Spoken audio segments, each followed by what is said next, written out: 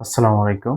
এখন যে অঙ্কটি করব, এই অঙ্কটি উচ্চতর গণিত যে নবম দশম শ্রেণী রয়েছে, সেই উচ্চতর গণিতের ত্রিকোণমিতির অঙ্ক এবং এটি ৮.২ এর উদাহরণে যে কাজ রয়েছে সেই কাজের অঙ্ক এবং এই অঙ্কটি হচ্ছে কাজের খ নম্বর অঙ্ক, যা বিগত সালে ২০১৬ সালে সিলেট বোর্ডে এই অঙ্কটি মূলত এসেছিল। এখন এই অঙ্কটি করতে ২ টি মান দরকার হবে। সেই ২ টি মান এখানে দেওয়া আছে। সেটা হচ্ছে a সমান π/3 এবং b সমান π/6, ২ টি মান। তো এই অঙ্কটি হচ্ছে cos a প্লাস b, অর্থাৎ এটা বাম পক্ষ, আর এই সমান চিহ্নের এই পাশের অংশটা হচ্ছে ডান পক্ষ। তাহলে এই বাম পক্ষ দিয়ে উত্তর যা হবে, ডান পক্ষ দিয়ে উত্তর তাই হবে।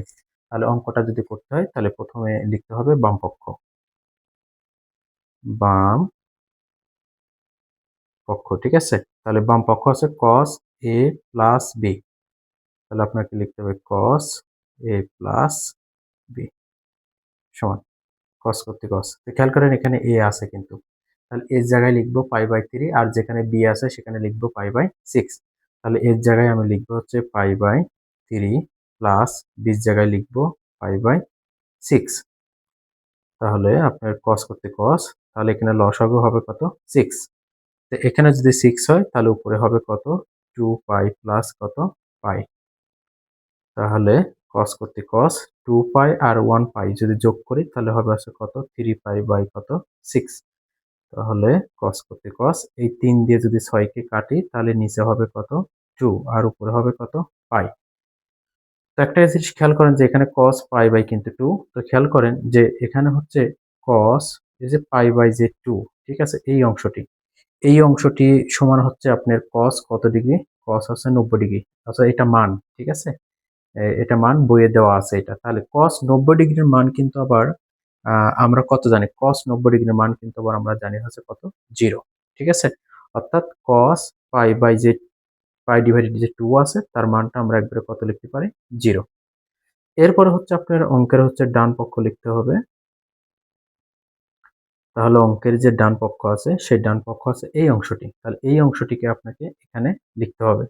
তাহলে আগে আমরা এখানে লিখি cos a, তারপর আপনার cos b মাইনাস, তারপর লিখতে হবে sin a, তারপর লিখতে হবে আপনাকে sin b।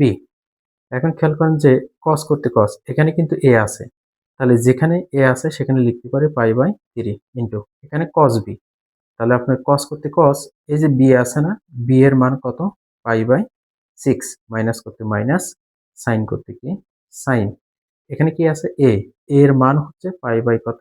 3 ইন্টু এখানে আছে sin b, তাহলে এই sin করতে কি? sin। আর এই যে b এর মান হচ্ছে কত? 6। এই অংশটা আমরা লিখে ফেললাম। এখন যে কাজটি করতে হবে আপনাকে সেটি হচ্ছে আপনার যে এই অঙ্কটিতে যে খেয়াল করেন যে এখানে আছে cos কত? 3।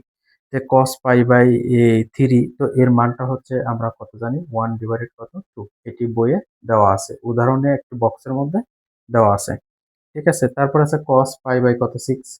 cos π/, যে 6 এর মানটা হচ্ছে আমরা কত জানি? এর মানটা জানি হচ্ছে আপনার 3 কত? 2 বিয়োগ। ঠিক আছে? cos কত? sin কত? 3। ঠিক আছে? sin π/3 হচ্ছে 3 সমান হচ্ছে sin হচ্ছে 60 ডিগ্রি। ঠিক আছে? তো sin 60 ডিগ্রি মানে আবার কত জানি? √3 কত? 2 ইন্টু sin কত? 6। ঠিক আছে? sin π/6 এটা সমান হচ্ছে sin 30 ডিগ্রি। আর সেই sin 30 ডিগ্রি মানে হচ্ছে 1 কত জানি? 2। তাহলে এখন উপরে 1 এর সাথে √3 গুণ করলে কি হয়? √3 হয়। নিচে 2 গুণ করলে কত হয়? 4। এখানে √3 এর সাথে 1 গুণ করলে কত হয়? √3, আর নিচে 2 গুণ করলে কত হয়? 4। তাহলে একই জিনিস থেকে যদি একই জিনিস বিয়োগ করি তাহলে বিয়োগফল কত হয়? 0 হয়। এখন খেয়াল করেন যে আমরা এখন লিখতে পারি যে বা বাম পক্ষ, ঠিক আছে? বাম পক্ষ সমান ডান পক্ষ, ঠিক আছে? ডান পক্ষ কি? প্রমাণিত। এটা আমরা লিখতে পারি। কেন লিখতে পারি? ঠিক আছে?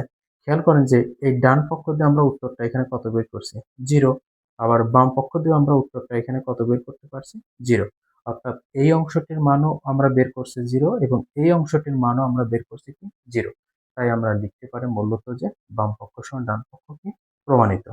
আশা করি অঙ্কটি বুঝতে পারছেন।